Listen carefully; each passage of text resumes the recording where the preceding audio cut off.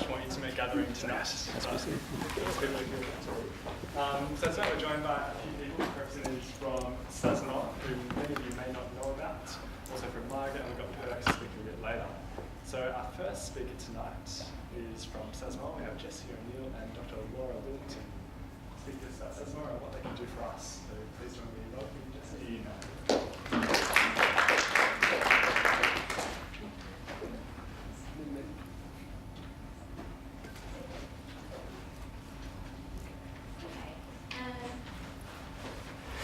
My name's Jessie, as you've already heard. This is Laura Willington that I'm with here. Laura's on our council.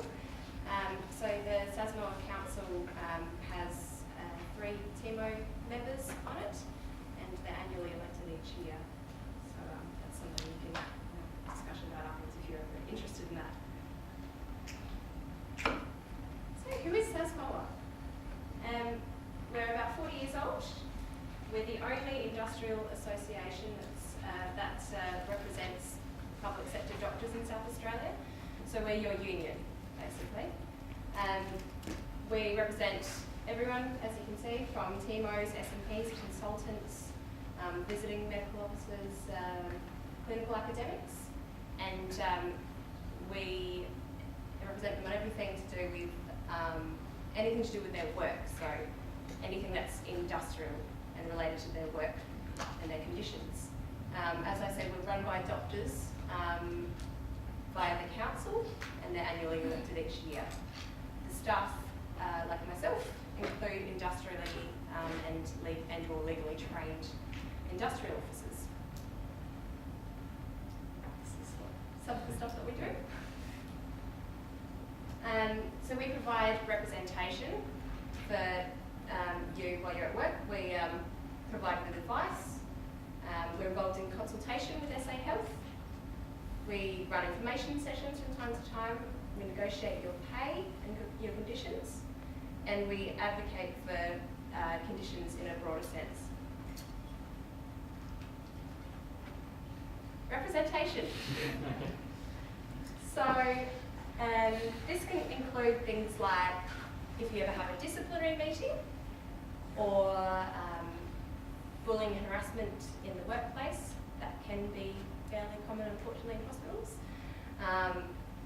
In that sort of situation, from time to time, you might have the awkward situation where you have 2 SASMOA members who might be sort of having a dispute between each other. In that case, we can still represent both of those people, but discussions remain confidential, and it just basically creates a little bit of awkwardness in the workplace. But we don't have any issues there. Also, things like the RMO lounges. The RMO societies are really good at sort of upkeeping those, but we've also had a lot of involvement in making sure they're up to standard with the college accreditation. Yeah, basically anything that's work related we can help you with. And anything that comes up is obviously confidential if you do come to us for help there. I think probably as far as TMOs go, the most important thing that we could help you with is pay issues. Shared services are notorious for maybe not paying you quite correctly sometimes. Sometimes it might be underpaid, sometimes it's overpaid. But one thing we always say is make sure you stay on top of that, check your timesheets, and yeah, get in contact with us if you need any help there. And another thing, we won't do anything without your consent. So if you came to us for help, we wouldn't act on your behalf without your consent before we did so. Advice. And now, if you need any advice for anything at work, you can call us, or you can email us, and we negotiate the EBAs, I'll get to in a minute. So we're the experts at the agreement. The EBA is the Enterprise Bargaining Agreement, by the way. So if you ever need any questions answered, there's no such thing as a silly question, just call us and ask. There is a line between industrial and a professional issue, but if you're ever not sure, you just ask anyway, and we can always point you in the right direction. consultation. So every time there is any review done, any cuts or anything announced, the unions are always involved, the public sector and the health sector unions, and that includes SASMOA.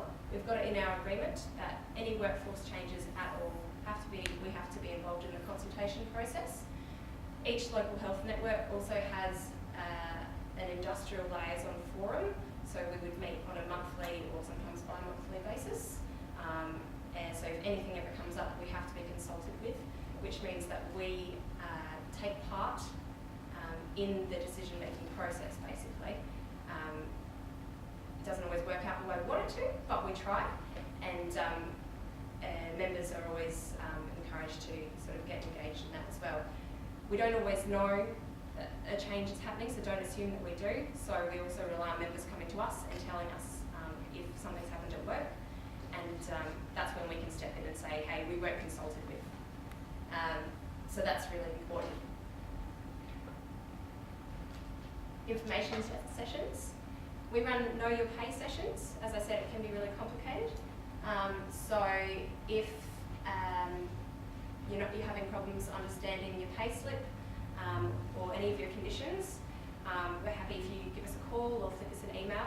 We can arrange a time to come in and book out a room at the hospital, or if we have it at our office at North Adelaide, we don't really mind.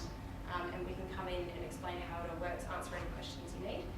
Recently we've also done a cocktail night, a cocktail party with combined with the RMO societies at Jolly Bar at the RAR, and that was really successful. So we'll probably be looking at doing more of those in the future. So it's a bit more casual. You can just come up and ask us any questions you need to as well. Negotiation. So this is where enterprise bargaining comes into play. You would have heard that we've been in enterprise bargaining for a couple of years now. The last agreement expired in 2011. Laura is actually on the EB negotiation team as well. So basically the agreements normally last about 3 years, at which stage, well, just before they expire, we'd start to negotiate for better conditions, basically, or block worse conditions that the employer might try to put through. But this is a huge part of our role, and we spend a lot of time doing this sort of thing. It might be a bit more behind the scenes, but as of late, it's been in the media, we've had mass members meetings, it's had a lot of attention, and we're very hopeful that this will be resolved soon. That's all I can say for now. So, as I touched on before, this is the sort of stuff you might have seen in the media. That's our president, David Pope. He's an ED doctor at Lulmac, and most of the time the media will come to us for comment with any changes that come. But as you can see, we've also recently put out a couple of ads to do with the enterprise bargaining in the paper as well. Okay, issues you may have. And just so you know, there's some pens at the back if you have got one. Okay, like I touched on before, timesheets and pay. Please make sure that you're checking your pay slips when you get them. It's very, very common that they might be a little bit out, it might be a little bit over, it might be a little bit under, but it's better if you don't leave it and wait till you get 2 years down the track, as some people do. You've got 6 years to make an underpayment claim under the law, but try not to leave it for 6 years because it's really complicated and it takes a long time. I have got probably a stack of timesheets about this high on my desk, well, it's kind of spread out all over my desk, because one of the main issues that I deal with is TMOs and under and overpayments. So please make sure you're checking your pay slips. If you have any problems, if you're not understanding them, and that's completely understandable because they are really complicated and they're not easy to read. I'm happy to, if you want to email me, you can flip me your pay slips and your timesheets, and I can go through and do like an audit, and and I can explain it all line by line to you. Happy to meet up with you, speak to you on the phone, whatever you want to do. I'm happy to help in any way that I can. And again, I can do those pay sessions as well. Overtime. This is a big issue. You will work overtime. So a standard fortnight is 76 hours in a week, in a fortnight, but you will work over that. If you do work over that, if and when you do, you're supposed to get authorisation before you do so, but that's not always possible. So we've come to an agreement that if there is a signature at the bottom of the timesheet, which is the same signature you would normally get anyway, you still get paid. Okay. We've had issues in the past where teammates have been told they need to get an individual signature per shift if they work overtime, but that's not the case. So keep that in mind. I don't know if you want to anything. Yeah. Okay.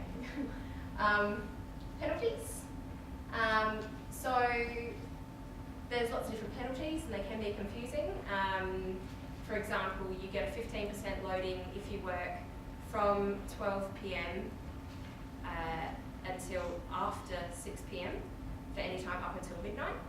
Then from midnight until 8 a.m. there's a 25% loading. Meal breaks, you should be having a half-hour meal break after 6 hours of work.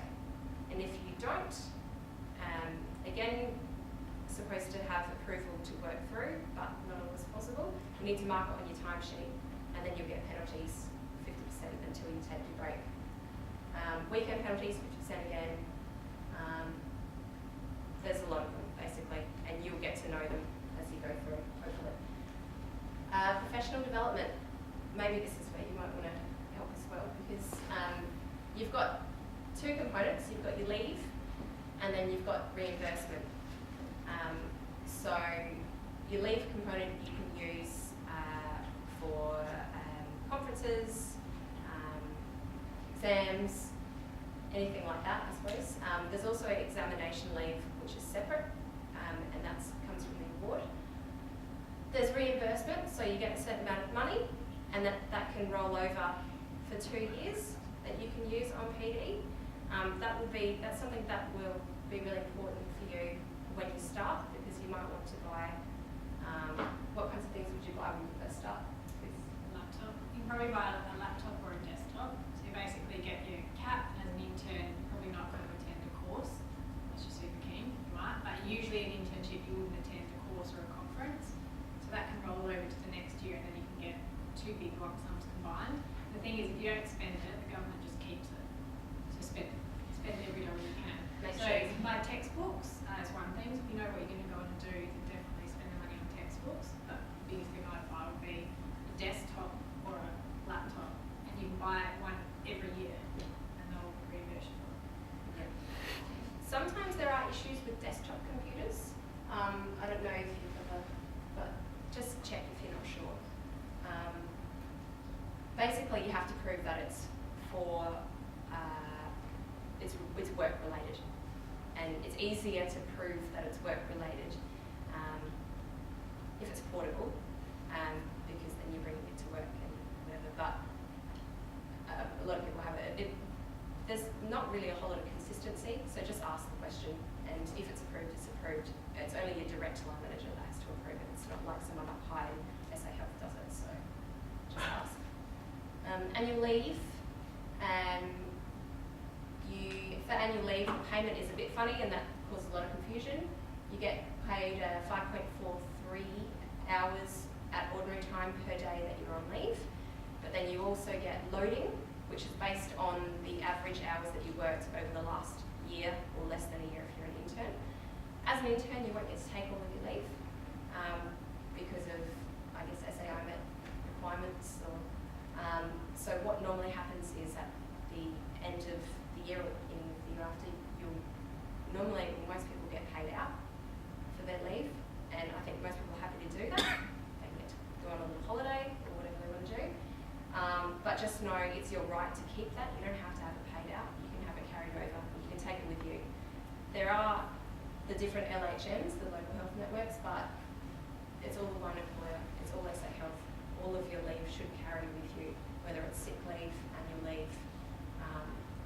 essentially, long service leave, it all carries over with you. And then something that's really important is progression. So progression happens each year. You probably already know about this, but step 1 on our salary scale is the intern year, and then after that you go to step 2 and so on.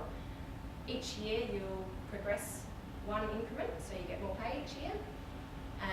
Now, it depends on what you end up doing, but if you get accepted into a college program and you are on step 2 or 3, it's very important as it stands now, you can progress, jump ahead a step, progress 1 increment, but you can only do that if you take your acceptance letter and you show it to medical admin.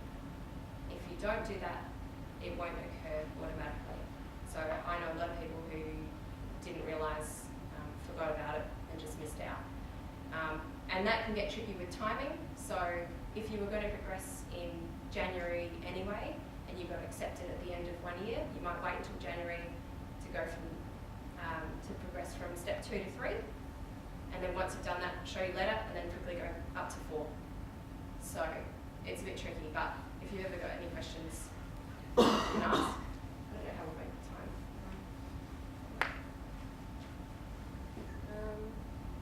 I don't know, did you want to talk about? Yeah, okay. I just really like this. You've probably seen it before. But look, basically, the more members we have, the more we can do for you.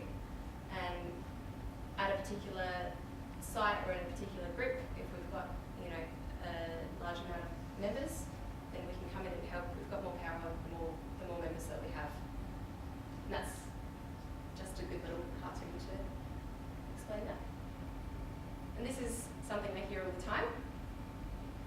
Union fees aren't worth paying. In Australia, union members earn 15% more than non-union members, and that's definitely true when you're looking at the medical profession. Also, as a student member, it's free. So you don't have to pay anything right now. And when you are an intern, it's only $165 right now. It may go up a couple of dollars, but at the moment it's $165 per year for the entire year for an intern. Junior medical officers, they don't pay very much in union fees. You pay more in union fees if you work Hungry Jacks. We have really super cheap memberships because the consultants pick up the slack. So they subsidise all the juniors. It's really important that we have TMOs involved because a lot of the changes that come through, especially if you've seen with the enterprise bargaining that's going on at the moment, you guys are the ones that it's going to affect. It's not going to affect current people who have already got contracts. So changes that come through, it's really important to get TMOs involved. You need to have a voice. If we can't hear you saying, what about me, you might get left out, and we don't want that to happen. My role at SASMOA is mostly revolving around TMO issues. So usually if you have any inquiries or need some advice or anything, it's me that you'll speak to. And I'm always happy to bend over backwards, do whatever I can to help and come out and see you if need be. I don't care, whatever it takes, I'll help because it's really important, I think, to look after you guys. Because you guys are the most vulnerable people in the system, especially as interns next year would be. But yeah, and if you're a member, as I said earlier, you'll keep on top of all the news that comes up. So we're hoping for an outcome with the EB very soon. And if you're a member, you'll be on the email list. You'll get anything that's relevant to you. We'll also be able to track you down. So for next year when you start, we'll have your details already. And if you have any advice between now and then, even about pay, things like that, stuff that's in the agreement, where to find a copy of the agreement, I can email you any documents you need. That's something that I can help with now as well. So, yeah. I think Jesse's given a really good summary there, actually. We usually come out and speak to the interns during the intern week as well, and just rehash and reiterate some of this, because obviously this is a small group compared to a total year. I think probably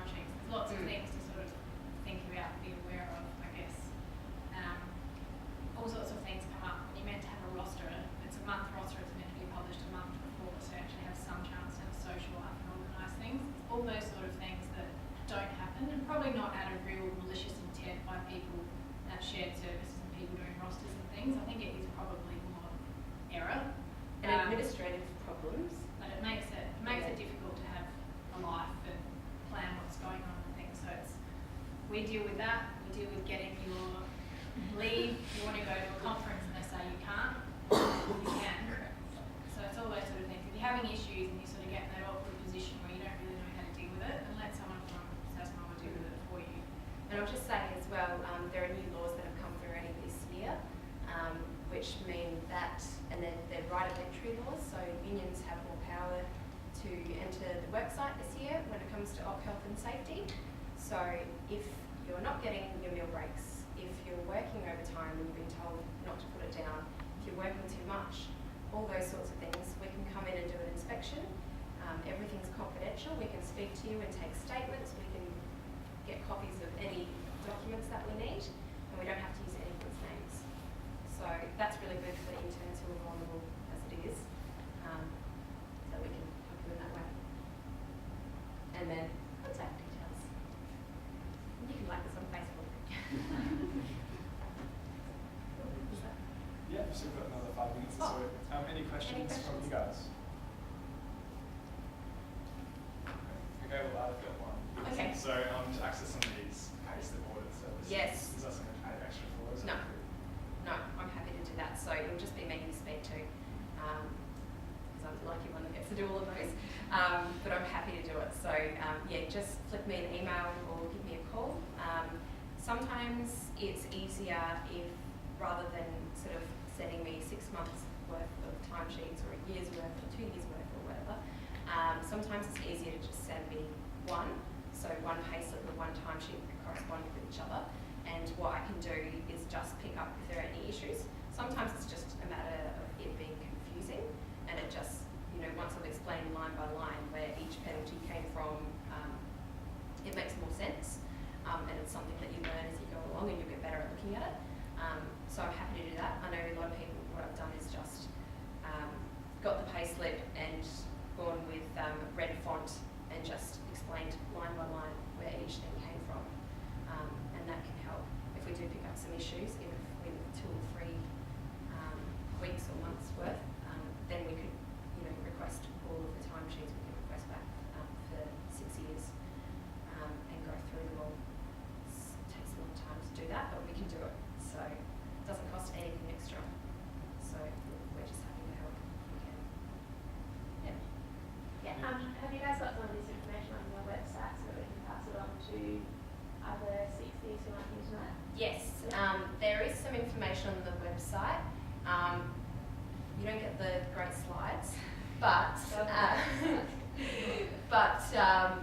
if you're a member, you can log into the website and you can access more. If you're not a member, it's a bit restricted. So if you're a member, you can log in and then you can access some information. I know we've got a document called Interpret Your Pay, which is really handy. And when I was first learning about the pay system, I would always have that, and I still have it on my desk all the time. I have it next to my pay slips and timesheets I was looking at. It just goes through all the penalties you're entitled to. Things like, you can't work more than 8 consecutive days, and if you do, you get penalties for that. All those kinds of things you might not realise, and it's all in a nice list that you can go through. We are doing a new website, which is going to be up hopefully any day now. We've been working on that. The admin team have been working on that for about a year now. But there's still going to be a lot of information there. But if anyone's ever curious or they want to know more, I'm happy, if it's not on the website, I'm happy for them to flick me an email or call. I mean, you can just email that one, it will go through to me anyway, because the admin people will just flick it straight to me. And I can send off any documents or we can have a conversation with anyone if they've got any questions afterwards as well. Yeah. Any other questions? Okay. Well, thank you so much for speaking today. So it's a small token of our appreciation. Thank you. I feel like chocolate. Yes, and great meetings as well. No, thank you. Well,